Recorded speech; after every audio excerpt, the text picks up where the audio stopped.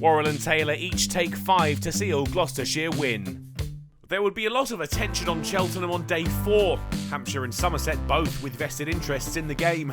If Gloucestershire could pick up the 7 wickets they needed to win it, it would set up a fascinating clash with Hampshire next week. Middlesex, though, had bunkered up in the evening session and nurdled themselves to the cusp of 100. And they brought 3 figures up soon after the resumption.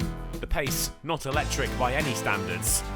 And then with a 3 off Worrall, Eskenazi went to his 50, the 173 balls he'd taken to get there, indicative of the patient approach to the chase he and his side had decided to take. The 4th wicket duo had put on 50 together, and the required runs dipped below 300. Still some way to go, but early indications positive for Middlesex. They reached the interval at 155 for 3. There was more impetus after the break, with both men now nearing personal milestones.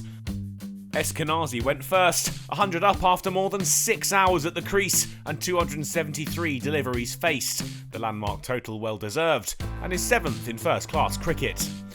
Mitchell reached 50 soon after. He was impressing on his first-class debut for Middlesex, 200 balls required for the Kiwi, who had already made his mark with the ball in hand. But finally, after a stand of 145 runs, Gloucestershire found the wicket they were hunting. Eskenazi out courtesy of Dan Worrall, Ollie Price with the catch around the corner. White and Mitchell held firm through to tea, the score at the break 2-2-2 for 4. Once again, the break inspired some renewed vigour, but with Middlesex trying to push the score on, Mitchell would be denied his 11th first-class century, out to Matt Taylor LBW for 73. Anderson follows to the next ball, caught behind. This was much more like it from the hosts.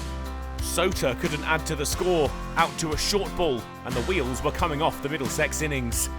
Taylor was on a roll, and it wouldn't be long before he had his fifer. Bracey's grab from Cullen's edge giving the bowler figures of 5 for 37. The game was almost over when Bamber fell to Worrall for 3. And the Aussie seamer wrapped it up. White, his 5th scalp of the innings. Another deserved 5-wicket bag for a Gloucestershire bowler, who finished with 5 for 54. Middlesex crumbling to a 164-run defeat. The result means Gloucestershire moved to within 5 points of group leaders Somerset, but ahead of Hampshire by just 6. They're the visitors to Cheltenham next week in what should be a doozy. A position in the top 2 of the group up for grabs, perhaps even top spots. No such luck for Middlesex though, they'll certainly finish at the bottom of the pile. Their last group stage contest is against Leicestershire at the Merchant Taylor School, where they'll be playing for pride.